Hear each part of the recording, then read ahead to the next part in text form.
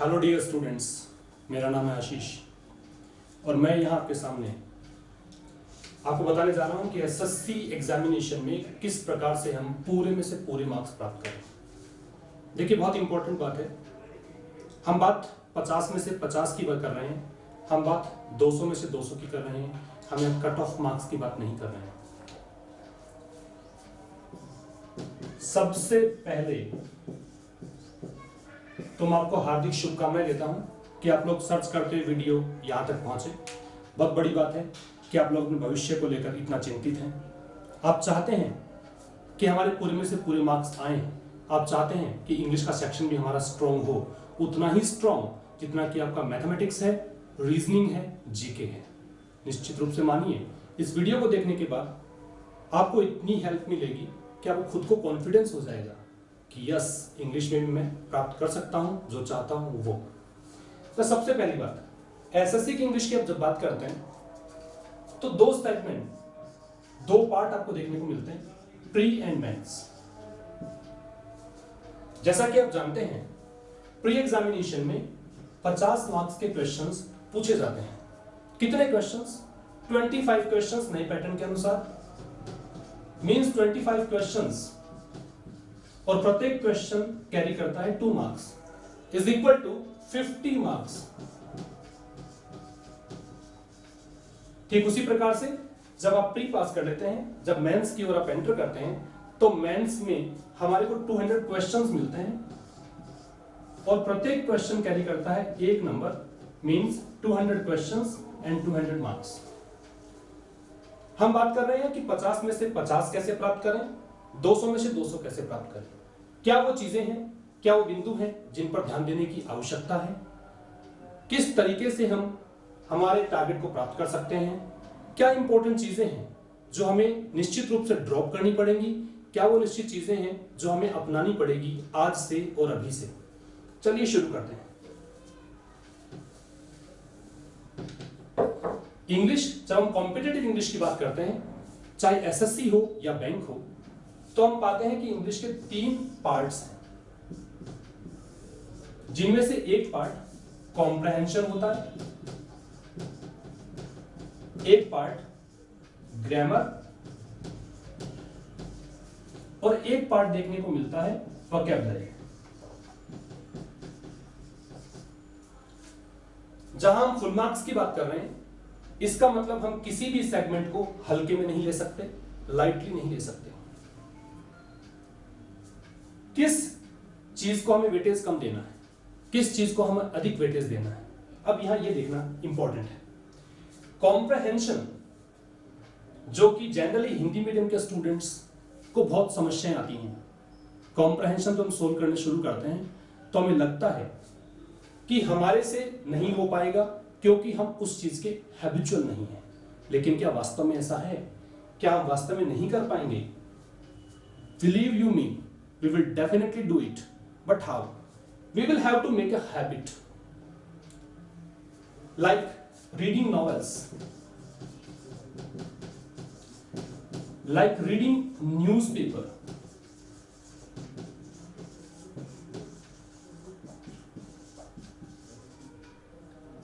reading story books.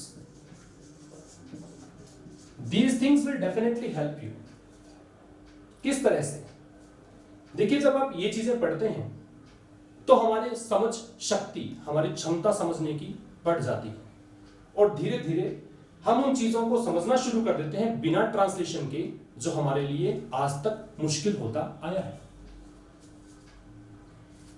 तो सबसे पहली बात दोस्तों, आपको स्टार्ट करना पड़ेगा नॉवेल्स पढ़ना, या फिर आपको स्टार्ट करना पड़ेगा न्यूज़पेपर पढ़ना। यदि इन दोनों में भी समस्याएं हैं तो आप चिल्ड्रन स्टोरी बुक्स भी स्टार्ट कर सकते हैं। मैंने ये चीज मेंशन क्यों की है? क्योंकि ये चीजें रोचक हैं, इंटरेस्टिंग हैं। अगर आपने एक बार पढ़ना स्टार्ट कर दिया तो विश्वास करिए, आपको धीरे धीरे आदत लग जाएगी और एक बार अगर आदत बना ली आपने तो आप कॉम्प्रहेंशन सेक्शन में अच्छे से मार्क्स प्राप्त कर पाएंगे। कॉम्प्रहेंशन के जो क्वेश्चंस हैं वो जनरली जो एग्जाम से पूछे जाते हैं आपसे, वो या तो हम पाते हैं एग्जाम में पैसेज के माध्यम से, या फिर हम देखते हैं एक क्लोज टेक्स्ट का सेक्शन आता है, और वी विल फाइंड पैराजम्बल। ये तीन तरीके हमें सामान्यतया एग्जाम में देखने को मिलते हैं कॉम्प्रहेंशन बेस्ड। एक बार कॉम्प्रहेंशन की क्षमता हमारी बढ़ जाए, एक बार हम इसके हैबिचुअल बन जाएं, तो निश्चित रूप से मान के चलिए कि आपके तीनों सेगमेंट आपको बहुत आसान लगने लग जाएंगे। ग्रामर और वोकैबुलरी सेक्शन पर भी हम आएंगे। इन चीजों को समझने से पहले कुछ बिंदुओं पर ध्यान देना आवश्यक है। कुछ बिंदु इंपॉर्टेंट हैं जिन्हें आपको गेट बाय हार्ट करना पड़ेगा। उन बिंदुओं को आपको हमेशा के लिए, जब तक आप तैयारी करते हैं, जिस समय सीमा के अंदर आपने तैयारी करना चुना है, उस समय सीमा में आपको इन बिंदुओं को जीवन का हिस्सा बनाना पड़ेगा।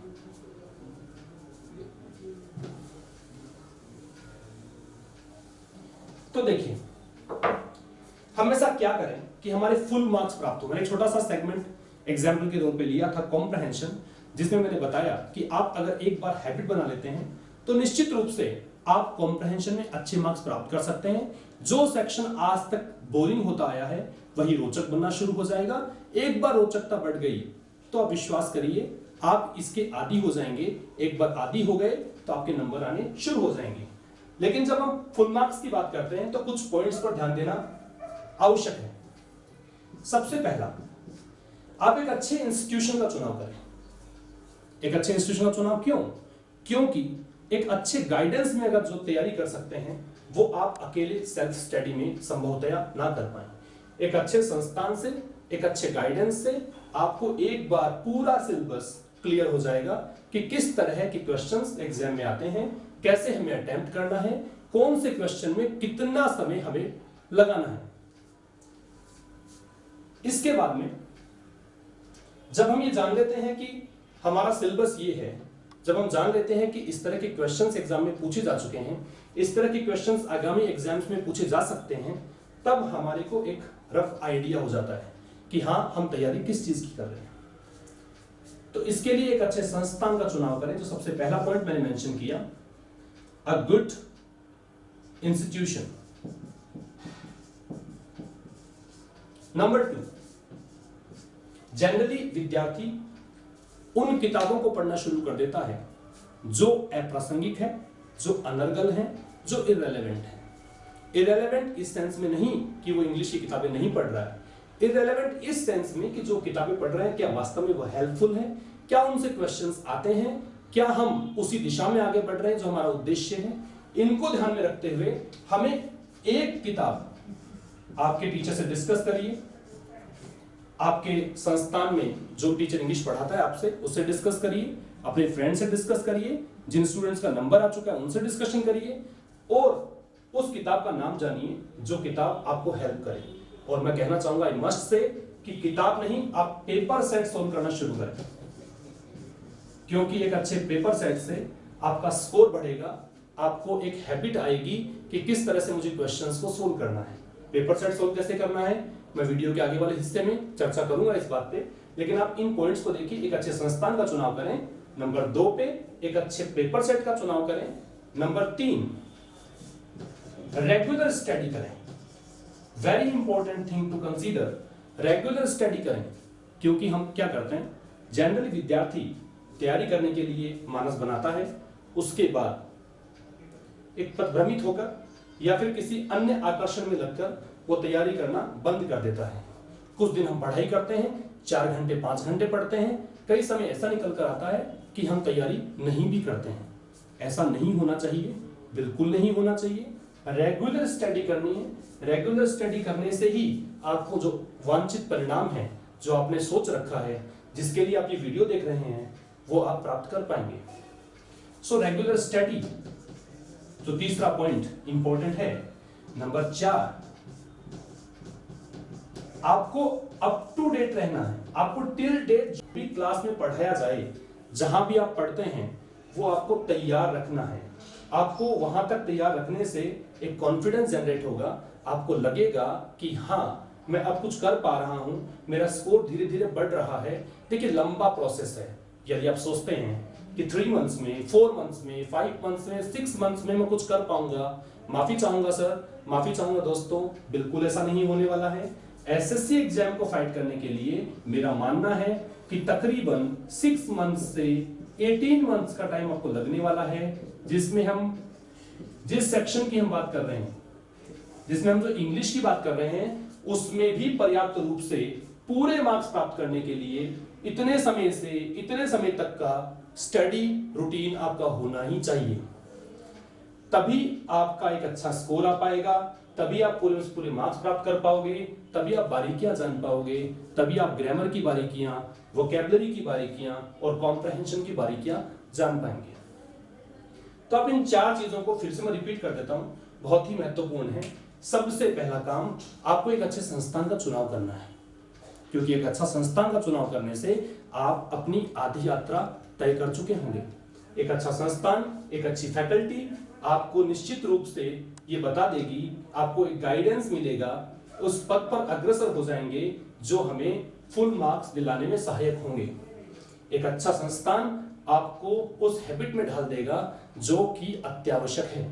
नंबर 2, आपको एक अच्छा पेपर सेट, एक अच्छे टीचर के माध्यम से, जो भी टीचर से आप पढ़ रहे हैं, जिस भी संस्थान में पढ़ रहे हैं, जो फ्रेंड आपके सीनियर्स हैं, जिसका भी हाल फिलहाल सिलेक्शन हुआ है, उनसे बातचीत करिए, एक अच्छे पेपर सेट को चुनिए ताकि आपको क्वेश्चंस के प्रारूप का पता लगे। नंबर 3, आपको रेगुलर स्टडी करनी है, क्योंकि रेगुलर स्टडी करने से ही आपको रिजल्ट मिलने वाला है। कभी कभार पढ़ लेने से, आज 2 घंटे पढ़ लेने से, कल फिर सो जाने से, अगले दिन 4-5 घंटे पढ़ लेने से, फिर से रुक जाने से बिल्कुल रिजल्ट नहीं आने वाला है।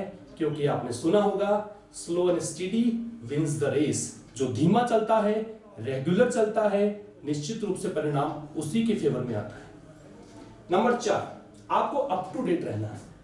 जितने समय आप इंस्टीट्यूट में जाते हैं, जितना समय आप किसी की गाइडेंस में पढ़ते हैं, जितना आपको पढ़ाया जाता है, उतना आपको अपने आप से तैयार करना है। इसमें कहने की आवश्यकता नहीं होनी चाहिए कि आपको याद करके लेके आना है। आपका टेस्ट पेपर है, आपको खुद के मन से, चूंकि आप जो विजन देख रहे हैं, आपका जो विजन है फुल मार्क्स, पूरे में से पूरे प्राप्तांक, ये बहुत बड़ा विजन है अपने आप में, लेकिन असंभव नहीं है। उसी को संभव करने के दृष्टिकोण से मैंने ये वीडियो रिकॉर्ड किया है और यकीन मानिए हम मिलकर ये काम कर देंगे। कुछ ही दिनों में आप पाएंगे कि मैं टॉपिक वाइज वीडियो भी अपलोड करूंगा, उसके माध्यम से आप टॉपिक भी डे बाय डे क्लियर करते जाएंगे मेरे साथ साथ, और अच्छा संस्थान या फिर जो आपकी तलाश है फैकल्टी की, वो भी संभवतया पूरी हो जाएगी। तो इन 4 पॉइंट्स पर ध्यान देने के बाद में अब मुद्दा ये है कि हम पेपर सेट जब सोल्व करते हैं तो किस तरह से सोल्व करें। देखिए, बहुत सारे विद्यार्थी जो डेली रूटीन के हिसाब से, many students are there who interact with me, who ask me questions. They ask me, sir किस प्रकार से हम पेपर सेट को सोल्व करें। सर अभी तक हमारा सिलेबस कंप्लीट नहीं हुआ है, पेपर सेट सोल्व कैसे करें। देखिए दोस्तों, आपका सिलेबस पूरा हुआ है या नहीं हुआ है, आपने क्लास में पूरा पढ़ा है या नहीं पढ़ा है, इससे एसएससी को कोई लेना देना नहीं है। आपने जितना भी पढ़ा है, आपने कुछ भी नहीं पढ़ा है, एसएससी का एग्जाम निश्चित डेट पे होने वाला है। इस साल 1 अगस्त को स्टार्ट हो जाएगा, 20 अगस्त को तक एग्जाम चलेगा, तो उनको इस चीज से कोई लेना देना नहीं है। तो ये हमारी खुद की सेल्फ प्रिपरेशन होनी चाहिए, हमारे खुद की इंटरेस्ट होना चाहिए कि हम ज्यादा से ज्यादा पढ़ें और वही पढ़ें जो कि कारगर हो, जो कि महत्वपूर्ण हो। तो देखिए, पेपर सेट सोल्व करने के लिए आपको 2 चीजें चाहिए। 2 चीजें आपको, एक चीज कि आपको रेगुलर पेपर सेट सोल्व करना है, हर दिन पेपर सेट सोल्व करना है। यकीन मानिए, जो मैं बताने जा रहा हूं वो बहुत ही इंपॉर्टेंट है, वेरी वेरी इंपॉर्टेंट। अगर आप वीडियो देख रहे हैं, आप इसको पॉज करके ये चीजें उतार सकते हैं, आप ये चीजें नोट कर लीजिए, आपको बहुत हेल्प करने वाला है। पेपर सेट सोल्व करते समय आपको ये ध्यान रखना है कि 25 क्वेश्चंस जो आपके आने वाले हैं प्री एग्जामिनेशन में, उसके लिए टाइम कितना डिवोट करना है। देखिए, केवल आप 10 मिनट लगाइए, केवल 10 मिनट्स आप उसके लिए लगा लीजिए कि मुझे 10 मिनट्स में पेपर सॉल्व करना है। 10 मिनट्स क्यों? देखिए आज से आप टाइम अधिक लगाएंगे, टाइम का ध्यान नहीं रखेंगे, तो एग्जामिनेशन में जो ऑनलाइन एग्जाम होते हैं उस समय आपकी हैबिट नहीं बन पाएगी, और हैबिट ना बन पाने के कारण आप पीछे रह जाएंगे। इसलिए आज से ही अपने आप को पुश करिए। आप 10 मिनट्स के लिए, चूंकि 10 मिनट्स में अगर कर लेंगे तो ये जो बचा हुआ समय है वो आपको मैथमेटिक्स में, रीजनिंग में और जीके में हेल्प करने वाला है। तो इंग्लिश के लिए केवल 10 मिनट्स। अब देखिए, जो भी 10 मिनट्स में क्वेश्चन सोल्व किए, आप एक कच्ची पेंसिल लीजिए। पेन से नहीं करना है। क्यों नहीं करना है? क्योंकि पेन से करेंगे तो नेक्स्ट टाइम पेपर को रिपीट नहीं कर पाएंगे। आप कच्ची पेंसिल से करिए, 10 मिनट्स में क्वेश्चन पेपर करिए। जैसा भी आपका स्कोर रहता है उसको स्वीकार करिए, उस स्कोर को लिखिए। लेट्स से आपका स्कोर रहा केवल 20 मार्क्स, नो प्रॉब्लम। इनिशियली इतने मार्क्स ही आते हैं बच्चों के। आपके 20 मार्क्स आए तो इसके बाद भी क्या स्टेप आपको उठाना है? 20 मार्क्स जो भी आपके आते हैं आप उसको सहर्ष स्वीकार करें। ये आपका आईना है, ये आपका दर्पण है, आज की स्टेज को व्यक्त करता है कि आपके 20 मार्क्स तक की तैयारी है। अब देखिए क्या करना है आपको, एक नोटबुक डालनी है। आपको क्वेश्चन पेपर करने के बाद उसका पूरा एनालिसिस करना है। एनालिसिस कैसे? जो 20 मार्क्स आए हैं उसमें भी आपको देखना है कि क्या 20 मार्क्स जो मेरे सही क्वेश्चंस थे, क्या उसका कारण वही है जो कारण मैंने अपने दिमाग में सोचा था। अक्सर दोस्तों ऐसा होता है कि हम लोग जो कारण सोचते हैं वही कारण उसका नहीं होता है। जनरली कॉमन एरर के क्वेश्चंस में, सेंटेंस इंप्रूवमेंट के क्वेश्चंस में ऐसा हमें देखने को मिलता है। तो सबसे बड़ी बात, आपको जितने मार्क्स आए हैं आपको टू द पॉइंट एनालिसिस करना है कि क्या इस प्रश्न का जो आंसर था, जो मैंने दिया था, जो मैच कर रहा है, लेकिन क्या कारण वही है। अपने संबंधित टीचर से बात करिए। आप क्वेश्चन पेपर जो आप सोल्व कर रहे हैं उसके पीछे कारण ढूंढिए। इससे आपको एक सत्यता प्रकट होगी। आपको पता लगेगा कि वास्तव में मैंने जो क्वेश्चन किया था वो सही किया था या गलत किया था। बिल्कुल भी वहम में नहीं रहना है, अपने आप से सच बोलना है। क्योंकि आप अगर आप अपने आप से झूठ बोलेंगे तो आपका जो विजन है पूरे में से पूरे मार्क्स प्राप्त करने का, जिसके कारण आप ये वीडियो देख रहे हैं, वो अधूरा रह जाएगा। तो एक बार आपने एनालिसिस किया कि एक प्रश्न जो आपने किया था उसका आंसर लेट से बी किया और आपका आंसर शीट में भी आंसर बी है। आप एक बार कारण में जाइए, हो सकता है आपने कुछ डिफरेंट सोच लिया हो। इस तरह के एनालिसिस से आपको कमांड होगा क्वेश्चंस पे। आपके जो क्वेश्चंस का संग्रह है वो फ्रूटफुल होगा, और वो क्वेश्चन का जो संग्रह आपका है, जो कलेक्शन आपने कर लिया है, जितने क्वेश्चन पर आपने सोल्व कर लिए हैं, ये अल्टीमेटली आपको एग्जाम में हेल्प करने वाला है। आपको एक नोटबुक डालनी है। उस नोटबुक में जो 25 क्वेश्चंस में हम देखते हैं कि एंटोनिम्स पूछते हैं आपसे। हम देखते हैं कि क्वेश्चन सिनोनिम्स से भी आते हैं, क्वेश्चंस वन वर्ड से भी आते हैं, और क्वेश्चंस आपके इडियम्स एंड फ्रेजेस से भी पूछे जाते हैं। आप उस नोटबुक के 4 भाग बना लीजिए। कितने भाग बनाने हैं? आपको उस नोटबुक के 4 पार्ट बनाने हैं। कौन कौन से 4 पार्ट? एक पार्ट एंटोनिम्स के लिए, दूसरा पार्ट सिनोनिम्स के लिए, तीसरा पार्ट वन वर्ड के लिए, और चौथा भाग इडियम्स एंड फ्रेजेस के लिए। आपने 4 पार्ट बना लिए। जो आपने क्वेश्चन सोल्व किया, आपको लगा कि वो एंटोनिम, वो शब्द जिसका एंटोनिम पूछा गया है, वो सिनोनिम, वो शब्द जिसका सिनोनिम पूछा गया है, मुझे नहीं मालूम था, मेरे लिए नया है, तो आप तुरंत उस नोटबुक में नोट कर लीजिए। इससे क्या होगा कि इस तरह का संग्रह करने से जब आप 100 पेपर्स और 100+ पेपर्स जब सोल्व कर लेंगे तो आपके पास इतने क्वेश्चंस का संग्रह हो जाएगा। जो टेक्निक मैंने एंटोनिम के लिए बताई, वही टेक्निक आपको सिनोनिम के लिए भी लगानी है, वही टेक्निक आपको वन वर्ड के लिए लगानी है, वही इडियम्स एंड फ्रेजेस के लिए लगानी है। धीरे धीरे आपके पास ऐसे क्वेश्चंस का संग्रह होगा जो आपने फर्स्ट टाइम देखा था, लेकिन अब आपको आने लग गए हैं। हो सकता है एग्जाम में इसमें से क्वेश्चंस पूछ लिए जाएं, और अक्सर ऐसा होता भी है। ऐसा करने से आपके पास एक रिवीजन का आधार बनेगा। जब आप एग्जाम देंगे उस समय आपको केवल इतना सा करना है कि उसी नोटबुक से देख के जाएं, वही क्वेश्चंस देख के जाएं जो आपके लिए डिफरेंट थे, जो कि आपके अच्छे क्वेश्चन का जो संग्रह आपने किया है, वो क्वेश्चंस निश्चित रूप से आपको हेल्प करेंगे एग्जामिनेशन में, एक रिवीजन का आधार बनेगा। अगर आप नियमित रूप से हर दिन एक पेपर सोल्व करते हैं, हर दिन कितने पेपर्स? एक paper, only 1 paper a day will definitely pay you a lot will definitely pay you a lot.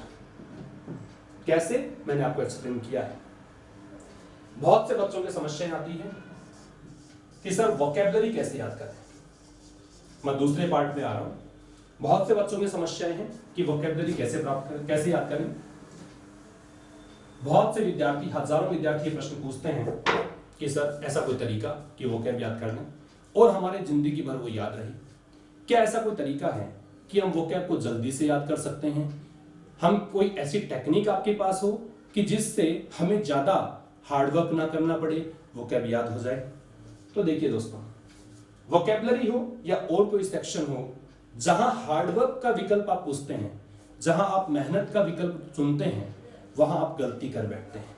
तो सबसे पहली बात दिमाग से ये निकाल दीजिए कि हार्डवर्क का कोई विकल्प होता है क्या?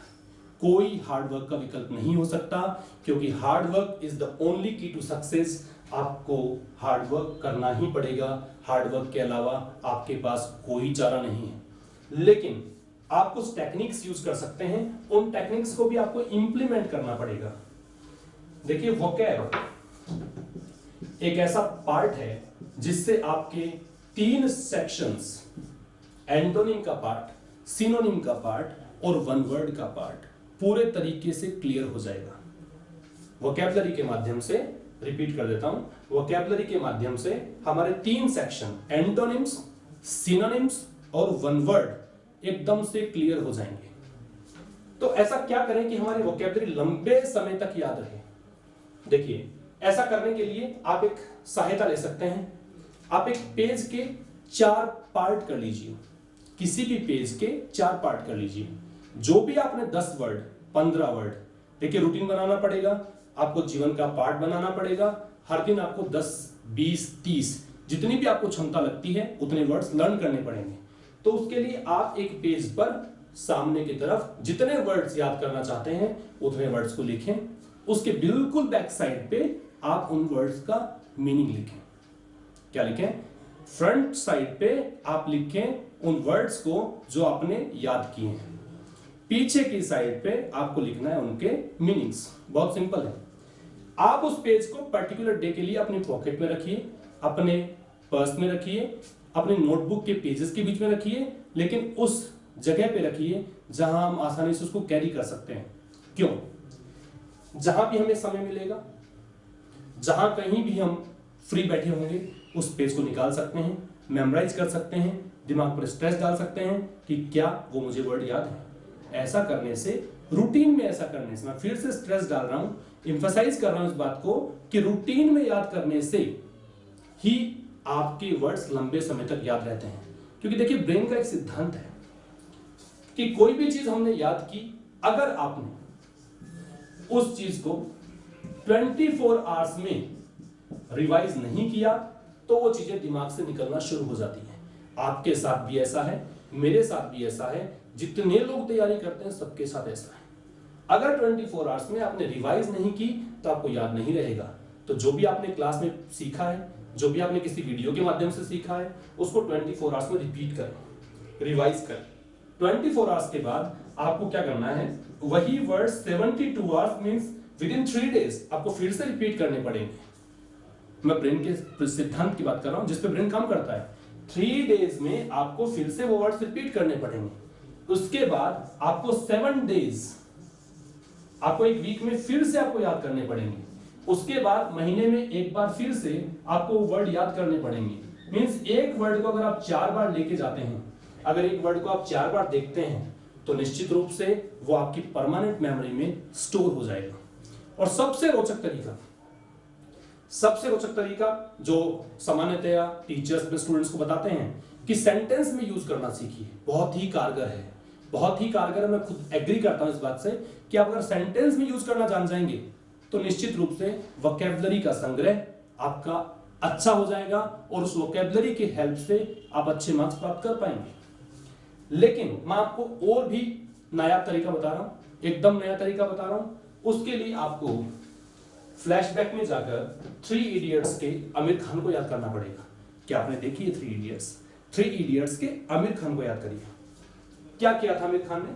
आमिर खान ने देखिए एक एक ऐसा हिस्सा फिल्म का आया था जहां पे 5 सितंबर को शिक्षक दिवस मनाया जा रहा, टीचर्स डे मनाया जा रहा था। उसमें आमिर खान ने स्पीच के कुछ पार्ट को एडिट किया था, याद है आपको?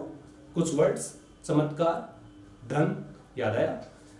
उन वर्ड्स को जिस प्रकार से उसने एडिट किया था वैसा ही आपको भी अपने हिंदी के सेंटेंसेस में उन वर्ड्स को एडिट करना है। हिंदी के वर्ड्स को हटाकर आपको इंग्लिश के वर्ड उसमें प्लेस करने हैं। देखिए बहुत ही रोचक हो जाएगा। जैसे कि मानिए आपको लिखना है कि भी मुझे जिंदगी में शिखर प्राप्त करना है, मुझे टॉप पर पहुंचना है, तो आप इस टॉप को या शिखर को हटा दीजिए। इसकी जगह जो भी वर्ड्स आपने सीख रखे हैं उनको डाल दीजिए। मैं पूरे इंग्लिश सेंटेंसेस बोलने की बातें नहीं कर रहा हूं, मैं केवल सिंपल सी बात कर रहा हूं कि वो वर्ड, जिस वर्ड का मीनिंग आपने याद किया हुआ है, उस वर्ड को, इन शब्दों को हटाकर उन शब्दों को जोड़ दीजिए। आपके डिक्शनरी में नया शब्द खुद ब खुद जुड़ जाएगा, बिना किसी हार्डवर्क के जुड़ जाएगा, रोचक तरीके से जुड़ जाएगा, स्थायी रहेगा और बहुत लंबे समय तक आप याद रख पाएंगे बिना किसी मशक्कत के। जैसे कि शिखर और टॉप की बात कर रहे थे अपन, शिखर टॉप को हटा दीजिए।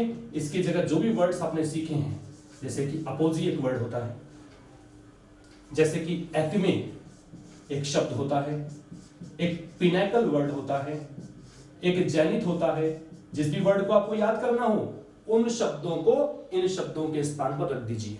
ऐसा करने मात्र से आपके जो हिंदी के सेंटेंसेस है, जो हम इंग्लिश यूज करते हैं, हिंदी प्लस इंग्लिश का सहारा लेते हैं, उसमें हिंदी के साथ साथ इंग्लिश के वर्ड्स वो एडिट कर दीजिए जो आपको लर्न करने हैं। बिलीव यू मी, बहुत आसान होने वाला है, बहुत ही आसान हो जाएगा। मैं खुद पर्सनल इन चीजों को यूज करता हूं और पाता हूं कि मेरी डिक्शनरी एनरिच हुई है, डे बाय डे उन वर्ड्स का संग्रह बढ़ा है। देखिए सबको मेहनत करनी पड़ती है, सब वही काम करते हैं। सबको, चूंकि बहुत सारे विद्यार्थी जो भारत देश के अंदर एसएससी की तैयारी कर रहे हैं, बैंक की तैयारी कर रहे हैं, आईएएस कर रहे हैं, आरएएस कर रहे हैं, क्या उनको मेहनत नहीं करनी पड़ती? मेहनत सब करते हैं दोस्तों, लेकिन इंपॉर्टेंट क्या है? मेहनत सही दिशा में की जाए, मेहनत उस तरीके से की जाए कि हम अच्छे मार्क्स प्राप्त कर सकें, कम समय में प्राप्त कर सकें और वो चीजें हमारे जीवन का एक अच्छा हिस्सा बनकर रहे जो हमें आगे भी हेल्प करे। तो इसी कारण से मैंने ये वीडियो अपलोड किया है। आप जान चुके होंगे सबसे बेसिक बात जो मेरी वीडियो की रही है वो ये कि आपको हार्डवर्क तो करना पड़ेगा, लेकिन हार्डवर्क के साथ साथ आपको स्मार्ट वर्क करना पड़ेगा। जैसे कि मैंने वोकैबुलरी कुछ टिप्स आपको शेयर की हैं, वो टिप्स आप यूज करें। मैंने आपको बताया, रिपीट कर देता हूं आपके लिए, कि आप एक पेज का सहारा ले सकते हैं, 4 पार्ट बना सकते हैं। उन 4 पार्ट्स को आप 4 दिन तक कैरी कर सकते हैं। एक पेज के एक हिस्से से आप उस पर्टिकुलर डे के वर्ड को याद कर सकते हैं, लंबे समय तक याद रख सकते हैं। कैसे? आपको सामने वाले हिस्से पर, जो भी आपका सामने वाला हिस्सा आप चुनते हैं, उस पे आपको वर्ड्स लिखने हैं जो उस दिन के लिए आपने याद किए हैं। पीछे वाले पार्ट पे आपको उनका मीनिंग लिखना है। और अगर आप सेंटेंसेस के यूसेज लिख पाएं, आप सेंटेंस में यूज कर पाएं, तो और भी बेहतर होगा। अदरवाइज आप उसको लेके चलिए, आपने वर्ड्स लिखे, पीछे मीनिंग्स लिखे, आप जहां कहीं भी आपको समय मिले आप उसको देखिए, आप उसको लर्न करने की कोशिश कीजिए। निश्चित रूप से डे बाय डे आपकी वोकैबुलरी संग्रह बढ़ेगा और एकदम सुदृढ़ता से बढ़ेगा और आपके डिक्शनरी में स्थायी रूप से वो वर्ड्स स्थान ले लेंगे। दूसरा तरीका बताया जो एकदम नया तरीका है कि आपको 3 इडियट्स का आमिर खान बनना है, आपको अपनी जिंदगी का आमिर खान बनना है। आपको वो वर्ड्स, हिंदी वर्ड्स के जगह पे इंग्लिश वर्ड्स को स्थान देना है, जो वर्ड्स आप याद करना चाह रहे हैं, जो वर्ड्स आपने हाल फिलहाल देखे हैं। ऐसा करने मात्र से आपकी इंग्लिश अच्छी हो जाएगी, आपके वर्ड्स का संग्रह अच्छा हो जाएगा और आपकी वोकैबुलरी एनरिच हो जाएगी। ग्रामर की जब हम बात करते हैं तो बहुत से विद्यार्थी क्वेश्चन पूछते हैं कि सर ऐसी कौन सी किताब हम पढ़ें कि हमारी ग्रामर अच्छी हो जाए। देखिए स्टूडेंट्स, ग्रामर कभी किताबों से सही नहीं होगी। किताबें हम लोगों के लिए हैं, किताबें टीचर्स के लिए हैं। आप एक्सरसाइज सोल्व कीजिए, आप बुक्स मत पढ़िए। जो भी बच्चा प्रतियोगी परीक्षा की तैयारियां कर रहा है उनको स्पष्ट रूप से मैं कह देना चाहूंगा कि आप चूंकि प्रतियोगी हैं, चूंकि आपका अल्टीमेट जो एम है वो एग्जाम को फाइट करना है, आपका जो अल्टीमेट एम है वो आपको एग्जाम क्रैक करना है, आपको सफलता प्राप्त करनी है, उसका सीधा सिंपल तरीका है कि आप किसी बुक के चक्कर में ना पड़े, आप एक अच्छा प्रैक्टिस सेट सोल्व करने की कोशिश करें। वैसे ही ग्रामर के लिए बता दूं आपको, कॉमन एरर की एक अच्छी बुक अगर आती हो, आप पता लगाएं मार्केट में, अगर कॉमन एरर की अच्छी बुक है, सेंटेंस इंप्रूवमेंट के साथ में मिल जाएंगे क्वेश्चंस, तो आप उन क्वेश्चंस को सोल्व करें। टॉपिक वाइज क्वेश्चंस मिलेंगे, नाउन के, प्रोनाउन के, एडजेक्टिव के, एडवर्ब के, वर्ब के, कंजक्शन के, so many questions will be there based on topics. Topic wise question solve करने से क्या होगा कि आपको उस टॉपिक के आप एक्सपर्ट बन जाएंगे, उस टॉपिक की जितनी संभावनाएं आप कवर करेंगे उतना अच्छा टॉपिक क्लियर होता चला जाएगा। ऐसा करने से आपकी ग्रामर भी अच्छी हो जाएगी। इसके लिए मैं भी प्रयासरत हूं। आगे आपको टॉपिक वाइज वीडियोस मिलेंगे, उनमें क्वेश्चंस का संग्रह मिलेगा, उन क्वेश्चंस पे हम विस्तार से चर्चा करेंगे। उससे पहले जो मैंने टेक्निक्स आपको बताई हैं, उन टेक्निक्स को आप अपने जीवन का हिस्सा बनाएं जब तक आप तैयारी करते हैं। जैसा कि मैंने कहा, ये 1-2 दिन का खेल नहीं है दोस्तों, ये कोई 6 महीने का, 5 महीने का खेल नहीं है दोस्तों। 6 महीने मैंने उसके लिए टाइम लिमिट बताई है जो विद्यार्थी काफी समय से पहले से तैयारी कर रहा है। जो विद्यार्थी फ्रेशर्स है, जो विद्यार्थी हर हालत में सफल होना चाहते हैं, देखिए आप निश्चित रूप से सफल तो होना चाहते हैं, इसी कारण से आप ये वीडियो देख रहे हैं। आपको क्या करना है, आपको नियमित रूप से जो टेक्निक्स बताई गई हैं वो पूर्णतया फॉलो करनी है, पूर्णतया आपको उस समय का हिस्सा बनाना है जिस समयावधि में आप तैयारी कर रहे हैं। इससे आपको आपके जो मन चाहे अनुसार परिणाम मिलने शुरू हो जाएंगे, आपके स्कोर बढ़ने लग जाएंगे। आप संस्थान में जो टेस्ट देते हैं, आप ऑनलाइन टेस्ट जो देते हैं किसी भी साइट पर, आपके स्कोर बढ़ने लग जाएंगे। एक बार स्कोर बढ़ने लग जाएगा तो आपने सुना होगा लहू मुंह लग गया। एक बार शेर के लहू मुंह लग गया तो वो शिकार करना शुरू कर देता है। आपके भी खून मुंह पे लग जाएगा, आप भी जान जाएंगे कैसे हमें शिकार करना है, कैसे हमें एसएससी को क्रैक करना है, कैसे एग्जाम पास करना है। तो अब आप वेट करिए अगले वीडियोस का। टिल देन, नमस्कार, गुड बाय।